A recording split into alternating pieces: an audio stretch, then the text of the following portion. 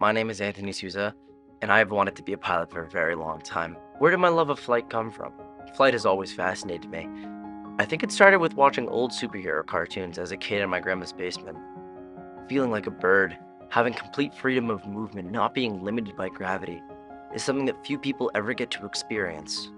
Then came my first time stepping on an airplane. From the moment the pilot greeted us, I was in love.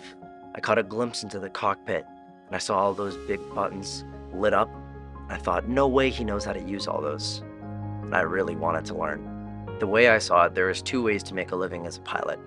I could either join the military and learn to fly fighter jets, or I could go the commercial route and fly for an airline. I sat down with a very diverse group of pilots to ask them what made them want to be a pilot.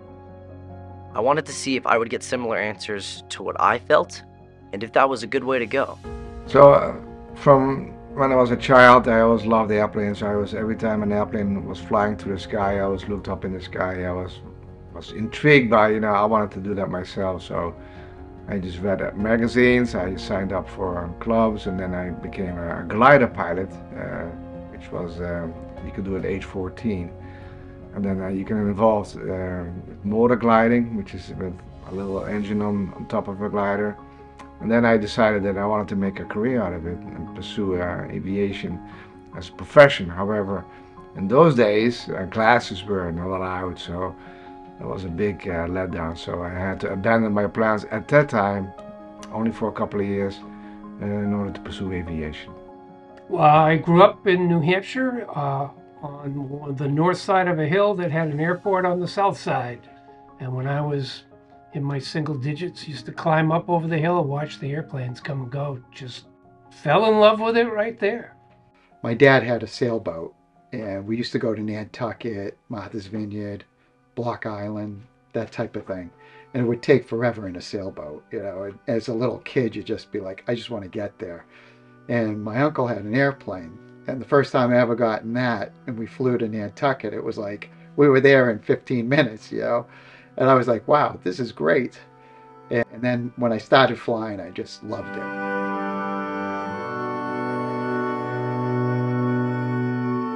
Talking to the military guys, I wanted to see what boot camp was like. We've all seen the movies. We know that it can be a little daunting to go into the military because they scream at you, they break you down. They want you to have to build yourself back up. Is that all true? Or is it just trumped up in the movies to make a good film? I wanted to talk to some guys who had been through it to see what it was like.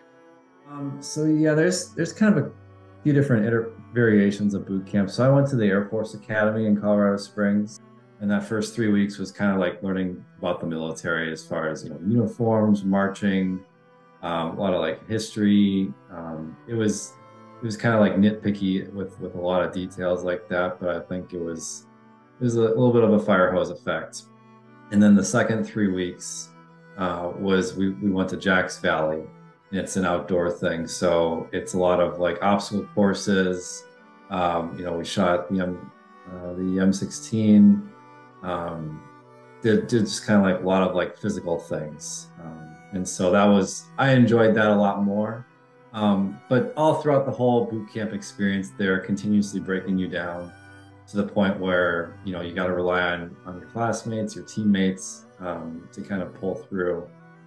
Maybe blacked a little bit of those memories out just because of some of them were kind of arduous. But it was an experience. I'll leave it at that.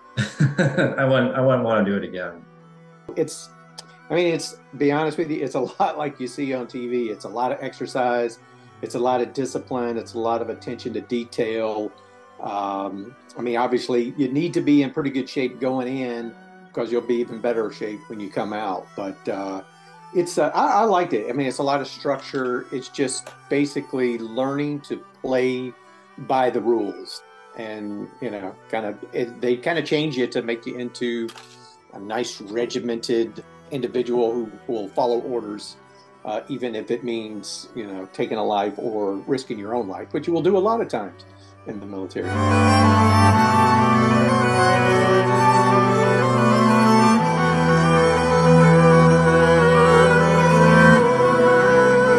No matter what, when you become a pilot, you're going to have to go through flight school. I wanted to see what flight school was like, military versus commercial. Obviously, with the military, the training is going to be a lot more intense. It's going to be in a lot higher quality equipment. But do I need that? Or is it okay to just go the private route? You start flight training, and basically, as a pilot, you never stop training after that. So you go into beginner, then you go to an intermediate, then you go to advanced. And this is all in the training command. So you're flying these orange and white planes, T-34 Turbo Mentor, T-39 Saberliner, T-2 Buckeye. So these are all training. Starts off with a prop, then it goes to a jet, and then it goes to more of a fighter type of training jet. And then once you get done there, then you go to whatever aircraft you select. They call it selection. But what happens is, like I said, unless you're in the top of your class, they select for you. But it's funny that they call it selection. I flew the T6 aircraft, the T6 Texan 2 is the designation. It's a 1100 horsepower turboprop, has an ejection seat, can pull like, I want to say 6.8 Gs. I don't know that right. It was a little sports car of a plane. You really just never stop. It's just a constant. I always thought it was kind of be like Top Gun, where you're like, oh yeah, I'm just going to jump in the plane, go fly around, it's going to be fun. But it's basically training. It's you getting qualified. After qualification, getting trained, get qualified. You just get more and more responsibility as you move along. Flight school was intense. So once you decide that you want to become a professional pilot, you're basically going to be immersed in aviation. So what I highly can recommend is going to a college or a program that you will be involved with aviation every day. So you live, breathe, eat aviation together with your colleagues and your peers. And that's going to enhance your capabilities of advancing quickly to the curriculum, so to speak. When I got to flight school, it was something I was really interested in, so I really excelled in it. The professors were great. Most of them were from either the military or some of them were from the airlines that were retired. So it was really great. Really great instruction. Flying can be a little tricky at first because it's a mental thing, but it's also a physical thing. So it's easy to get discouraged when you're first learning because there's so much you're taking in. Flight school was interesting. I was an adult student at that time. I had gone off and done a few other occupations and had a previous bachelor's degree from Bridgewater State. It was Bridgewater State College at that time. And when I came back, it was full-time flying. All my other requirements were already met, so I got to fly every single day. A little bit different than your average student here, but knocked out all the requirements in 18 months, I think it was. So it was very concentrated.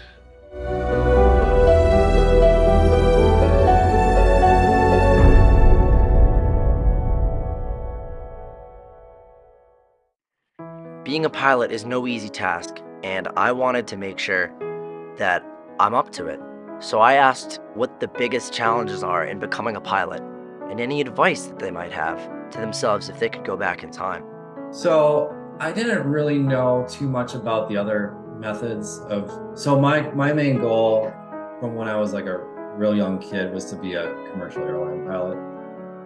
And I saw kind of the path of least resistance at the time was to go to the Air Force Academy, commission there, get a pilot slot, do my, as a 10-year commitment, and then I could go to the airlines, which is great, but it's a little bit of a time commitment to do that.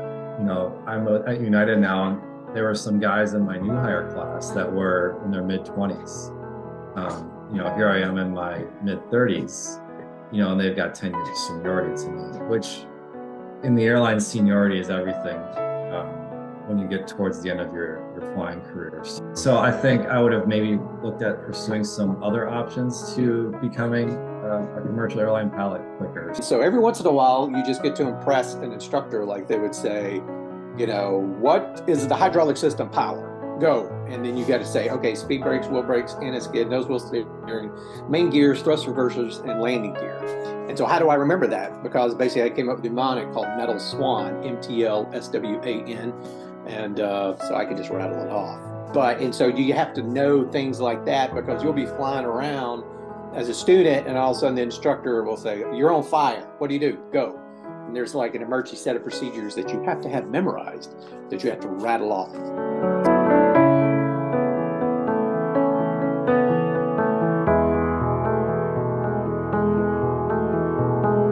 So maybe it's not all supersonic flight and beach volleyball. Talking with Sam really made me rethink my path. He says he wishes he went straight to the airlines. Is that something I should consider? People want to travel. People want to go nice places. I want to see historic sites. They want to do on a safari in Africa. They want to go see the jungles in Indonesia. They want to see eating Japanese food in Japan, that kind of stuff. So the demand is there. So to become a pilot, I would definitely be a good position to be in, because there's going to be a demand for it. I would say this: if you're thinking about going into flying and you really love it, it's a great career. And the people that you work with all love flying. So it's a lot of camaraderie. It's almost like being on a sports team. But you go all over the world, you do all kinds of things, and it really affords you to kind of live the lifestyle of rich and famous, and you're not rich and famous. You know, the hotels that we stay at are 5-star all over the world. I've had the ability to go to like 4 Olympics. I've championships for basketball and hockey, and carried sports teams, carried presidents, carried troops to the Middle East or in the Gulf Wars. And so you get a chance to do so many neat things in life that you probably would never get to do, you know? And so I've had a great career. Is it a perfect career? No, but it's a great career. So I would say if you really enjoy doing it, this is a perfect time to get into it.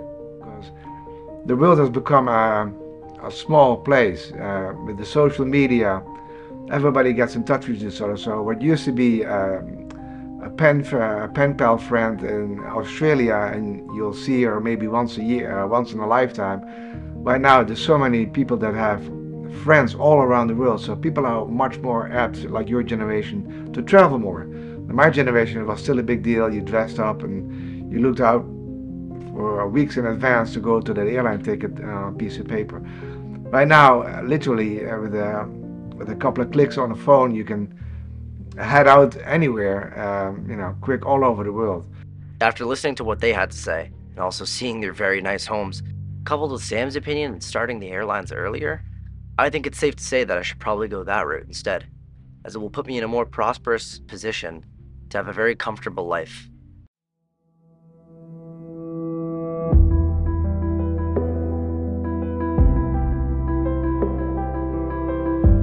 I wanted to get a feel for how often they fly per week and what that does to your body and to your mind. It can be a lot of stress and pressure. And internationally, what's great about it is we always carry 2 crews. So half the time you're on the plane flying, you're sleeping. So that's a really nice thing too. I would say physically, it's not that bad. What I would say, if you're going to go into it, the first thing you should do is join a gym and get a personal trainer and find out what kind of exercise you like to do, and then try to do them when you're on the road, because your body really needs that, because you're sitting for so long. And usually what I try to do is anything I can do in my hotel room, stretching, push-ups, sit-ups, that type of thing. It really helps out. So when I was in pilot training, I probably flew 3 to 4 times a week, which was quite a bit. And then when I graduated pilot training and went to the C-17, we didn't fly as often, but our flights were longer. So I might fly once, maybe twice a week, but the flights could be 3 hours to 6 hours, as opposed to in pilot training, they were like 1.2, 1.3. They weren't very long. And then we'd also fly missions in the C-17. I'd fly maybe 2 to 3 of those a month. In a mission, from California, we would go somewhere in the US to pick up cargo, to Europe, to the Middle East, and then back. So that would be like a 4 or 5 day trip. And I would do maybe a couple of those a month.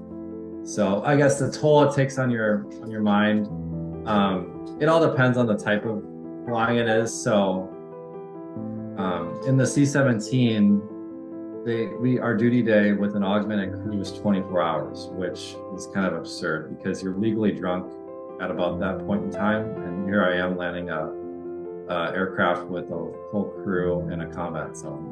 It's kind of wild to think about it. So there were some days where it'd be pretty exhausting. We would get 16 hours of crew rest between our flights, which was nice, but sometimes our crew rest locations were not always the best. For the most part, we would stay in like a hotel or some sort of prearranged lodging. But sometimes we would be in the Middle East and I'd be sleeping on the floor in like a sleeping bag or something like that. And there's, stuff like mortars going off and, it's so like, you kind of get what sleep you can sometimes, but for the most part, it was good.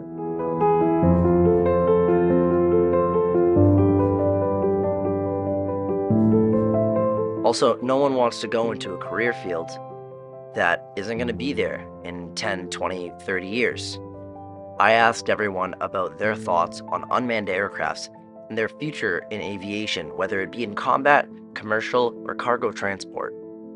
I'd say the world is definitely going to look a lot different here in the next 10 years, 20 years, 30 years, as far as aviation goes. There's, we in the Air Force, we fly a lot of unmanned things right now. And I can eventually see the civilian sector going to unmanned too. So, if you ever get an opportunity to get like a remotely piloted aircraft, accreditation or license or anything like that, I'd say that's probably worth your time. Aviation just moves so much with technology that there's always going to be a need for a pilot in the seat. I can see in the future maybe a guy flying from the ground, like they do a drone, but I think they will always have someone in the seat. So that's the challenge for the new generation of pilots. It's ALPA's done a good job protecting, trying to keep safety and also keep jobs. So they're a very important organization. My career has been made great by that union because they really fight to keep 2 men in the cockpit now. And then for every opportunity is also, there's a cost. So cargo, I might see it, although passenger airplanes, a company just can't afford a crash. It's the death knell of a company. So I think there'll always be at least one pilot in the flight deck, possibly 2, maybe being monitored on the ground. Yeah, very interesting subject. You've seen, of course, a lot of drones out there, and it's getting more and more. Walmart, Amazon, everybody's starting to use those little devices, and they are thinking it's going to go into aviation. I think the freight companies like UPS, FedEx, Amazon, it won't be in my lifetime, but maybe 15, 20 years from now, you will see the first big aircraft flying to the sky without any pilots, because there's only cargo in the back, and nobody can get hurt. As far as passengers, will up to be the flying public if they will accept nobody sitting there and getting them safe from point A to point B.